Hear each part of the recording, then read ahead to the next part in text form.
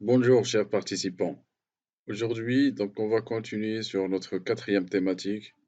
On va parler sur les requêtes SQL. Comment on peut lancer des requêtes SQL et quels sont les outils et les fonctions les très utilisées et que vous pouvez commencer avec eux pour apprendre les requêtes SQL. Donc, on va travailler sur un logiciel de système de base de données qui est Postgres, mais les autres manipulations, c'est pareil pour les autres logiciels. On va faire une petite introduction pour le système SQL, pour le requêtage SQL, et on va passer directement aux requêtes. On va voir quelles sont les requêtes qu'on peut utiliser pour créer les bases de données, une base de données relationnelle, comment supprimer cette base de données. On va passer les tables, comment créer les tables, comment vider la table, comment copier, coller ou supprimer la table, et d'autres outils pour manipuler les enregistrements tels que la mise à jour, la suppression et la select. Le SQL, c'est quoi? Tout simplement est un langage qui permet de communiquer avec une base de données. C'est un langage qui a été développé par IBM en 1970. C'est la première version. Après, il y avait plusieurs mises à jour, plusieurs améliorations. Mais l'objectif, c'est de mettre en place un langage de manipulation des données. Et ce langage-là, il permet de rechercher, ajouter, modifier, supprimer les données dans notre base de données relationnelle. Ce langage informatique est très utilisé par les développeurs pour communiquer avec les bases de données. Et aujourd'hui, on va voir quelques notions d'utilisation de ce langage, mais vous pouvez se référer à un cours très détaillé. Vous pouvez renoter l'URL de ce cours et vous pouvez voir d'autres fonctionnalités avancées. Donc, généralement, lorsque vous travaillez avec le langage SQL, il y a trois méthodes pour mettre en place et pour communiquer avec votre base de données. Donc, on utilise trois méthodes généralement. Donc, soit on lance l'invité de commande de Windows pour mettre des fonctions, pour mettre des requêtes SQL, et on communique, on déclare notre base de données et on communique avec cette base de données. Soit on met le code SQL à l'intérieur de notre code source lorsque vous commencez à mettre en place vos applications.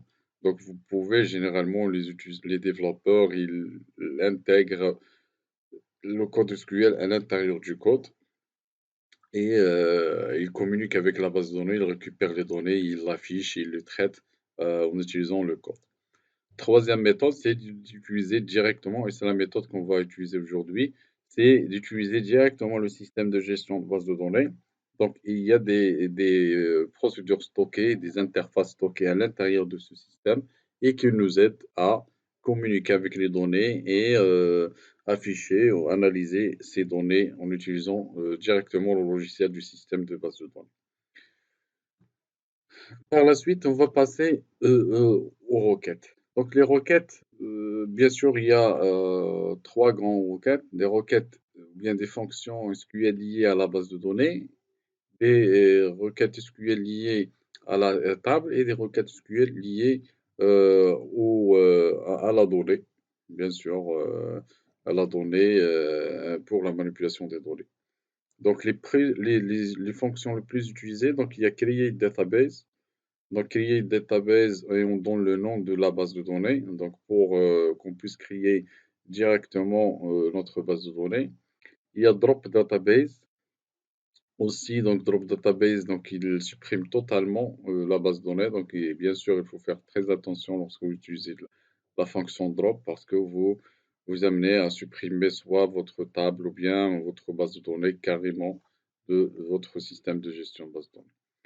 L'autre outil, c'est pour les tables. Donc, il y a Create Table. Donc, la création des tables, donc, il suffit de mettre Create Table avec le nom de la table et le nom des champs et les types des champs. Et bien sûr, on peut ajouter ici les types. Donc, il y a des types doubles, les types interne, date, varchar, de type texte, et ainsi de suite. Et on peut aussi ajouter des caractères, d'autres caractéristiques aux colonnes, telles que les primary key ou est-ce que ce champ accepte les nuls ou non, est-ce que c'est forget key ou non. Donc, on peut mettre ici les différents types caractéristiques du champ, plus le type de données qu'on va stocker. Euh, Alter table, donc c'est juste une commande en SQL qui permet de modifier une table existante. Donc, par exemple, si vous voulez, vous avez une table, vous voulez ajouter un champ, ou bien vous voulez renommer cette table, ou bien vous voulez supprimer un champ. Donc, ça veut dire une modification au niveau de la table. On peut mettre alter table le nom de la table et avec l'instruction qu'on veut l'utiliser. Donc, il y a des instructions. Donc, il y a par exemple add, ajouter le nom de la colonne avec le type, supprimer la colonne, euh, changer alter colonne, nom de la colonne, type de données, donc changer le type de la donnée, renommer le nom de la colonne, ainsi de suite. Donc l'essentiel, c'est toujours lorsque vous voulez modifier quelque chose dans une table, on peut mettre alter table et l'instruction que vous voulez l'utiliser. Truncatable, donc la fonction truncatable, donc il permet de supprimer les données, donc c'est de vider une table. Donc on peut directement utiliser truncate table, drop table, donc on peut utiliser et supprimer définitivement la table. Donc, euh, pour les entités, les enregistrements, donc on peut faire une mise à jour de la donnée, donc avec la fonction update. Bon, donc, on peut effectuer des modifications sur les lignes. Donc, il suffit de mettre update le nom de la table et la fonction set, c'est la fonction qui va mettre en place ces valeurs, donc la valeur 1, 2, 3 et ainsi de suite au niveau de ces colonnes. Et bien sûr, on peut ajouter une condition pour que le SQL identifie directement l'enregistrement à mettre à jour. Delete, donc on peut supprimer des enregistrements selon une condition, donc en utilisant la fonction delete. Select, donc c'est plus utilisé, donc on l'utilise beaucoup. Donc c'est la fonction qui extrait les données à partir d'une table. Donc on peut mettre select un seul champ, ou bien plusieurs champs, ou bien on peut mettre carrément l'ensemble des champs avec l'étoile. Et on peut définir ici le nom de la table. On peut même ajouter le where, donc select from table where, par exemple, tel champ supérieur ou inférieur ou bien égal. Donc une condition d'extraction ou de select. Distinct, donc on peut utiliser aussi select avec la fonction distinct.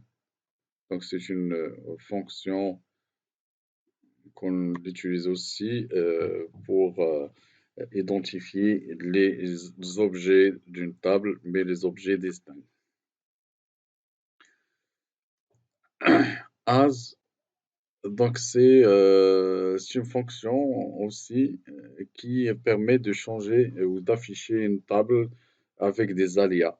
Donc, si vous avez des colonnes codifiées au niveau de votre table, au niveau de votre base de données, mais pour l'affichage, vous voulez renommer ou afficher ces colonnes avec des alias, on peut utiliser select avec les alias. Donc C1, c'est l'alias de la colonne 1, C2, c'est l'alias de la colonne 2.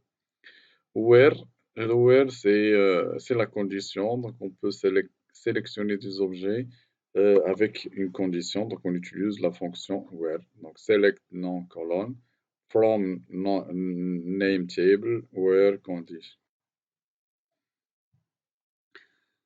Pour les conditions, donc les conditions, on peut utiliser aussi les opérateurs logiques and et or pour mettre en place des conditions. Donc on peut utiliser une condition 1 avec la condition 2. On peut utiliser la condition 1 or la condition 2. On peut concaténer les deux. Condition 1 and condition 2 or condition 3. Autre fonction, donc la fonction in, donc c'est utilisé avec donc on l'ajoute au niveau de la fonction where pour essayer de cadrer la sélection. Donc ça veut dire on va sélectionner au niveau de champ, au niveau de la colonne, si valeur 1, valeur 2, valeur 3 exact. Entre, between, aussi on l'utilise lorsque vous voulez utiliser, chercher, sélectionner des objets entre par exemple deux dates et entre deux valeurs, on peut utiliser between. Like aussi, donc c'est une fonction qui permet de mettre un where, le condition where avec un modèle. Donc, par exemple, le pourcentage A, et donc il va sélectionner l'ensemble des objets qui se terminent avec la lettre A. Group by. Donc aussi group by, donc c'est une fonction qui nous donne une synthèse d'une table. Donc on peut grouper des objets par un enregistrement. Donc on peut grouper par exemple la colonne 1. D'accord? On peut grouper la colonne 1 par une fonction. Et la fonction, c'est quoi? C'est soit la moyenne, soit le nombre, soit le max, soit le min, soit la somme. Et le résultat, c'est quoi? C'est les objets de la colonne 1. Ils vont être identifiés et on va ajouter une colonne avec ces informations-là de la fonction. Order by, donc c'est juste pour reclassifier, ordonner vos objets, soit en mode descendant ou bien ascendant. Donc si vous avez une table avec plusieurs objets, vous voulez reclassifier ces enregistrements, donc on peut utiliser la fonction order by. Et dernière fonction qu'on peut utiliser, c'est la fonction de jointure ou bien de liaison avec deux tables selon des clés, selon la clé et selon des identifiants. Donc il y a la jointure, donc il y a plusieurs méthodes de jointure. Il y a et bien sûr chaque jointure on peut l'utiliser, mais la jointure la plus utilisée c'est inner join. Donc, cette fonction, donc, il retourne les enregistrements. Donc, lorsqu'il y a au moins une ligne dans chaque colonne. D'accord? Donc, ça veut dire on va faire une jointure entre la table 1 et la table 2 en se basant sur un identifiant de la table 1 avec l'identifiant de la table 2. Voilà, donc on a terminé un petit peu une explication théorique des requêtes SQL. Maintenant, on va passer au téléchargement et à l'installation de SQL Postgres et on va manipuler un petit peu ces fonctionnalités. Donc, pour télécharger Postgres, donc il est très facile. Donc, vous pouvez taper sur Google Postgres et vous avez ici l'option téléchargement. Donc on va télécharger une version Windows et ici donc nous avons pour les versions Windows donc nous avons plusieurs versions, la version 9.5 jusqu'à la version 13. D'accord. Donc, on va cliquer sur Download and Install et on va installer pour notre cas. Donc, je ne vais pas installer cette version 13, donc je vais installer la version 9.6. Donc, on peut utiliser la version 10, mais la version stable, et c'est la 10 ou bien la 9.10, donc j'utilise la 9.6. Voilà, et je lance le téléchargement. Et après, on lance l'installation normale et on commence à créer on va essayer de créer ce qu'on a vu l'autre fois. Donc, on va essayer de créer une table de bibliothèque. On va créer, selon notre dictionnaire, on va essayer de créer trois tables bibliothèque, une base de données qui s'appelle base de données bibliothèque, et on va ajouter une table bibliothèque, notre deuxième table document et les auteurs selon ces objets. On va ajouter ces enregistrements, quelques enregistrements pour la manipulation. Voilà, donc dès que la version 9.6 ou autre est téléchargée, donc vous lancez tout simplement la méthode. Donc il y a des prérequis qui vont être installés, tels que Microsoft Visual C ou autre. C'est l'installe ses prérequis et après il va commencer à installer le produit.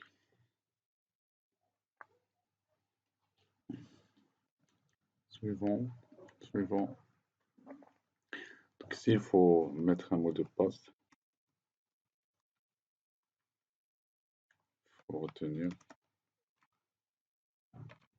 ce mot de passe. Vous laissez le port par défaut. Ici, c'est juste la machine. Donc, vous laissez la machine par défaut. Et vous installez Postgres. Donc voilà, donc lorsque l'installation se termine, vous cliquez sur Terminer et vous configurez. Donc vous pouvez commencer à configurer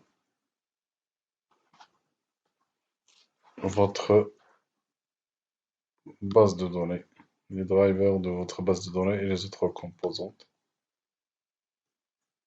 Donc on peut ajouter les autres composantes en fonction de ce qu'on est en train de l'utiliser.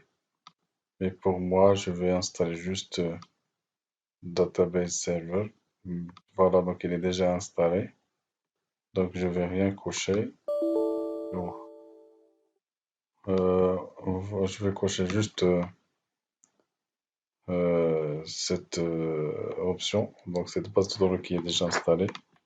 Et je clique sur Next, Next et terminé.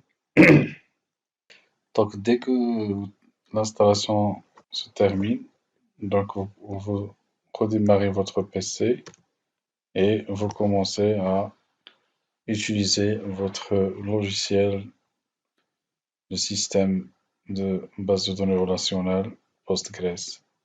Donc vous pouvez lancer la console d'administration de votre logiciel qui se format web. Voilà, donc bien sûr, chaque système de gestion de base de données relationnelle a une interface spécifique. Donc pour Postgres, donc vous avez ici votre interface qui est composée du serveur.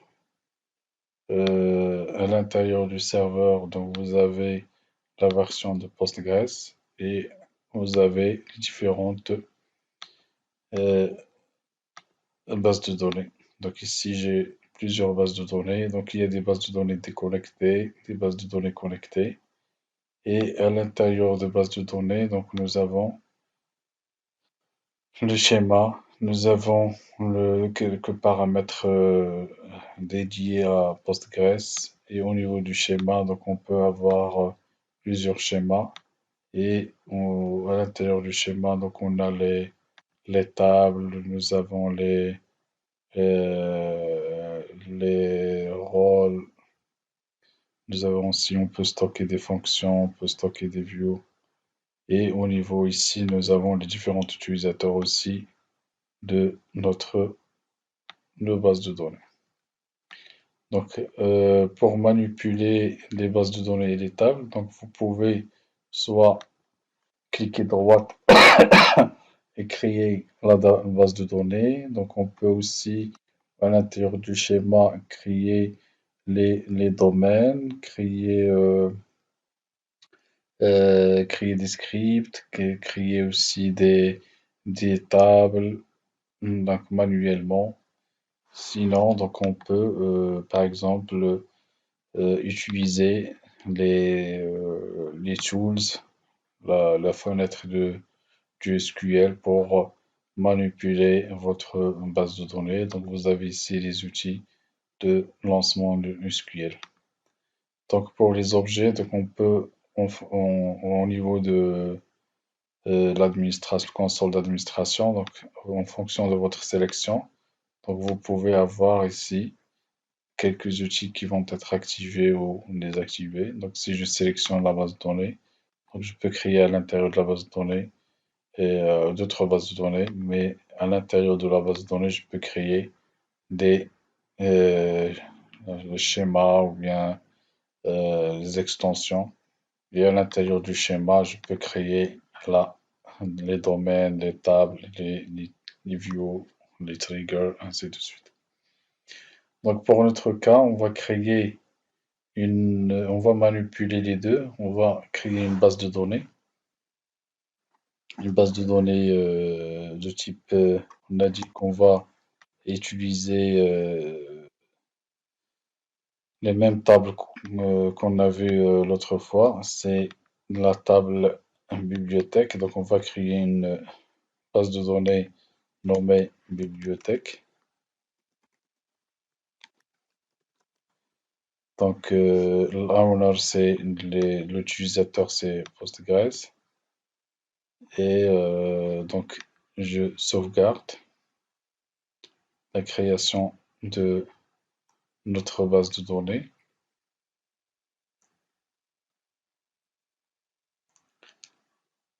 Voilà, donc notre base de données, elle est là. Donc je peux cliquer deux fois pour activer la base de données. Et au niveau de la base de données, donc nous avons ici le schéma. On peut commencer à créer les tables. Mais pour moi, donc je vais utiliser Query Tools pour la création des tables. Et qu'est-ce qu'on va faire? Donc pour la création des tables, on a dit que on utilise la fonction createTable.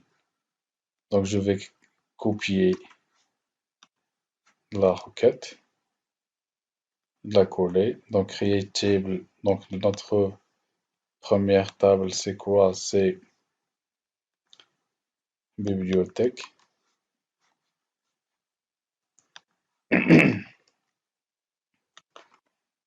Donc je vais enlever l'accent.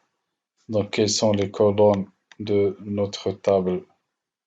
Donc nous avons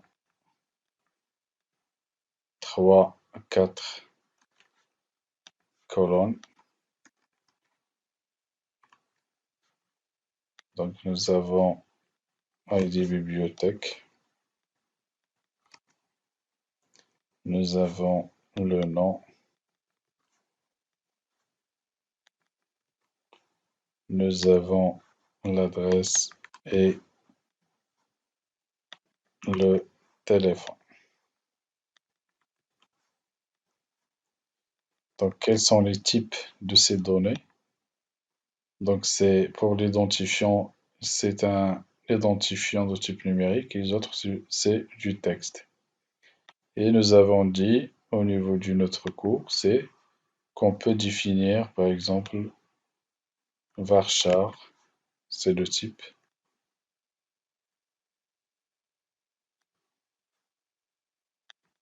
de données du type texte, adresse et téléphone. Donc, vous pouvez changer le nombre de caractères. Pour l'identifiant, je vais utiliser les propriétés note nulle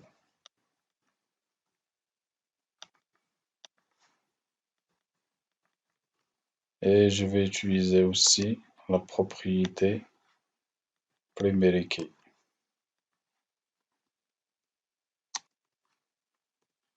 Voilà. Et je sélectionne notre requête et je lance. Donc, comme vous voyez ici, au niveau de notre l'étable, donc il est vide. Donc, il n'y a pas encore d'étable. Donc, je lance l'exécution et donc, il y a une erreur ici de syntaxe. Donc, note nulle. Donc, ici, pour l'identifiant, donc c'est un champ de type integer. Donc, voilà, donc je lance l'exécution. Donc, voilà, donc notre table a été créée. Donc, il suffit de refresh. Et je vois ici que, voilà. Donc, notre table bibliothèque a été créée avec les champs. Donc, je vais faire la même chose pour... donc, on peut faire la même chose pour les autres tables. Document et auteur. Donc, document. Donc, je vais créer notre table document avec l'ID document ou bien tout simplement l'ID. Quoi d'autre? J'ai l'ID biblio.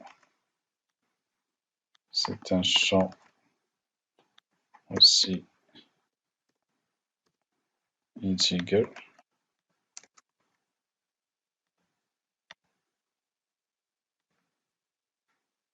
Catégorie.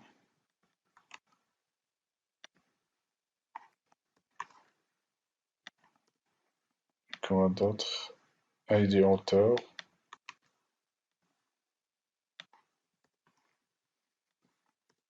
Et année et résumé.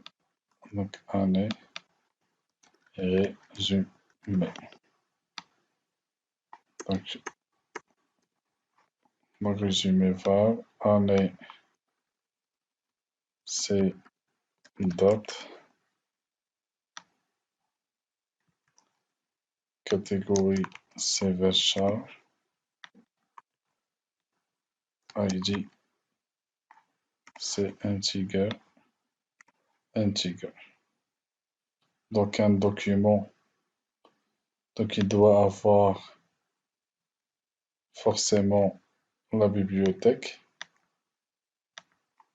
Donc il doit avoir un auteur. Donc, pour l'ID, c'est primary key. Et l'ID biblio, c'est foreign key. Avec l'ID auteur, c'est foreign key. Donc, pour déclarer les foreign key, donc il suffit de mettre référence,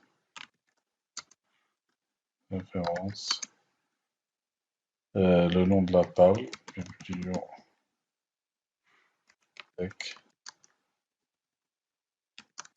entre parenthèses, le primary key, donc c'est pour la table bibliothèque, primary key c'est ID et milieu. Donc la même chose pour l'ID auteur. Donc, la table, c'est auteur et c'est ID auteur. Mais, donc, nous n'avons pas encore créé la table auteur. Donc, qu'est-ce qu'on va faire? On va commencer tout d'abord par la création de la table auteur avec le champ ID auteur et le nom et le téléphone. Donc, le nom et téléphone. Et je vais supprimer les autres champs. Voilà, donc je sélectionne juste cette partie, je l'exécute. Donc, je mets refresh au niveau de la table. Donc voilà, auteur et bibliothèque, c'est créé. Et je lance la deuxième, la table document, qui se base sur l'identifiant de la bibliothèque et l'identifiant de l'auteur. Voilà, et j'actualise aussi refresh. Donc pour vérifier est-ce que les foreign keys ont été créés, donc il suffit de mettre au niveau des documents, propriétés. Donc j'ai ici les contraintes, j'ai les primary keys et j'ai les foreign keys. Donc j'ai les deux contraintes avec l'ID auteur et l'ID biblio. Donc voilà, donc ici on a créé les différentes champs. Maintenant, pour le remplissage,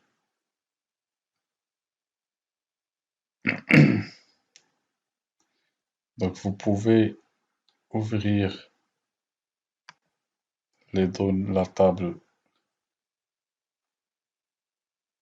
et ajouter donc ici, donc vous voyez ici que l'éditeur m'a donné directement la fonction select de la table order by ID. Donc je peux ici remplir les informations directement au niveau de la table, comme je peux utiliser une requête Query Tools pour remplir les enregistrements. Donc pour ajouter ces informations que nous avons ici, donc je vais utiliser la commande insert. Donc voilà, donc il suffit de se référer à la documentation de Postgres. Vous tapez ici insert et vous allez trouver ici quelques exemples de l'utilisation de cette méthode.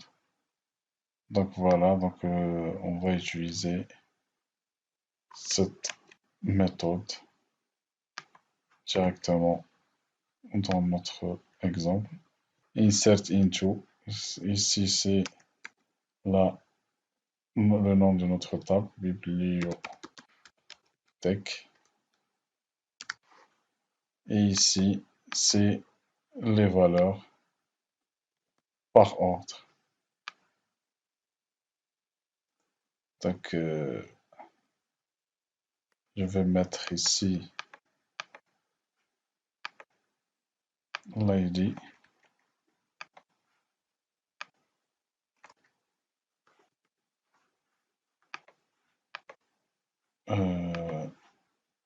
Non,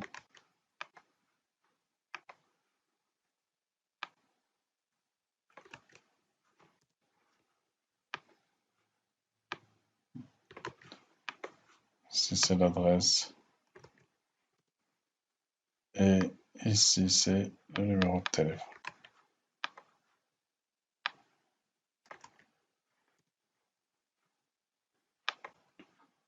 Voilà. Et lorsque vous ajoutez ces valeurs, bien sûr, pour les données texte, donc on l'ajoute entre guillemets.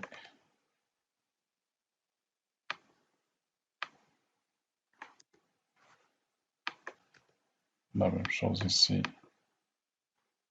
Et la même chose pour ces valeurs. Je ferme une parenthèse et j'exécute. Donc il me dit que bibliothèque n'existe pas. Je vérifie juste l'orthographe. Bib, bib. C'est donc il y a une erreur d'orthographe. Bibliothèque. Et j'exécute. Voilà, donc il me dit que donc il a enregistré, il a ajouté un enregistrement. Donc je vérifie au niveau des tables. Voilà, donc il l'a ajouté. Donc je peux revenir et ajouter les autres enregistrements. Donc je ferme ici les tables. Donc j'ajoute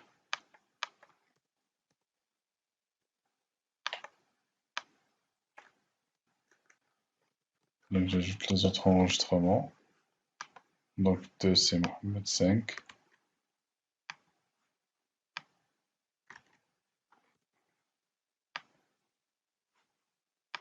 Et adresse c'est Avenue des Nations Unies. Et il n'y a pas de téléphone. Donc je l'exécute. C'est bon. Et troisième, c'est Bibliothèque nationale.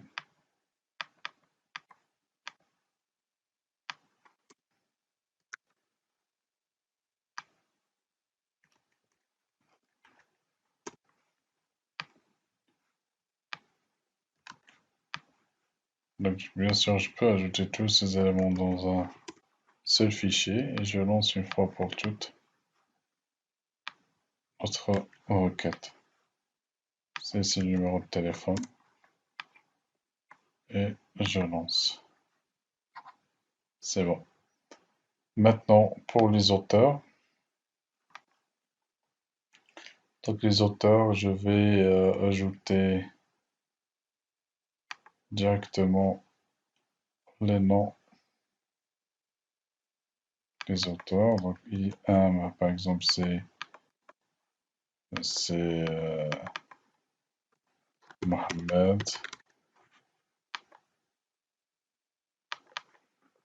06.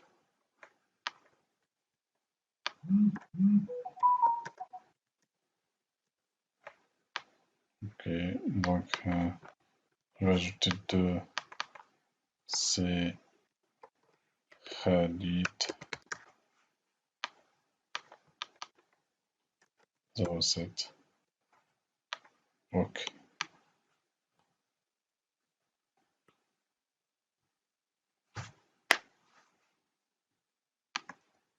Donc ici, je mets Save. Pour les documents, donc je peux ajouter ici pour l'ID bibliothèque. Donc l'ID c'est 1, l'ID bibliothèque, donc ce document, il se trouve donc au niveau de quelle bibliothèque, donc je vais mettre 1 par exemple. Catégorie, donc c'est quelle catégorie? Donc c'est des livres.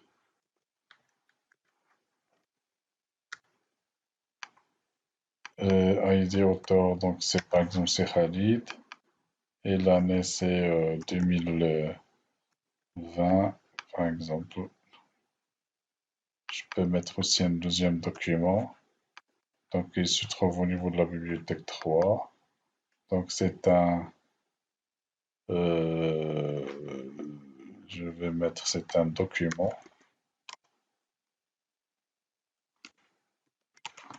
C'est un document qui a été rédigé par l'auteur Mohamed en 2021. Voilà, et je sauvegarde. Donc erreur, pourquoi? Donc parce que donc il me dit que la date, donc il faut que je vais la mettre donc date. Et la même chose ici, je vais mettre en token date et je sauvegarde. Donc maintenant, je peux fermer les autres onglets.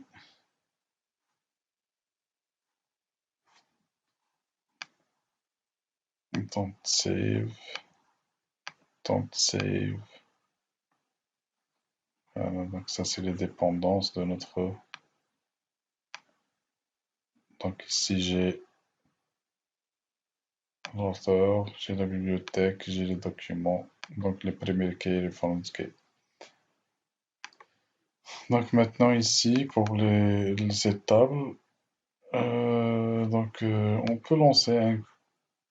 Donc ici vous avez bien sûr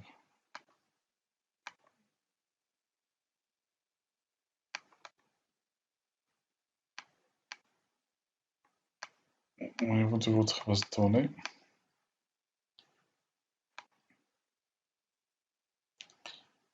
Donc on peut create script, restore, on peut faire beaucoup de choses. Mais on va pas entrer en détail, je vais vous montrer juste comment lancer ici une query selon les exemples qu'on a vus ici. Par exemple, une query de type select avec where. Donc je peux mettre ici select select bibliothèque, select document. Donc select étoile from document. Donc qu'est-ce qu'il va me donner? Il va me donner l'ensemble. Donc je peux mettre ici where document, where par exemple catégorie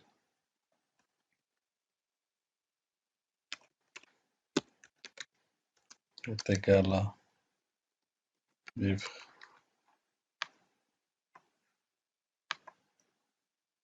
Voilà, donc il me laisse juste un enregistrement. Je peux mettre aussi année supérieure à date.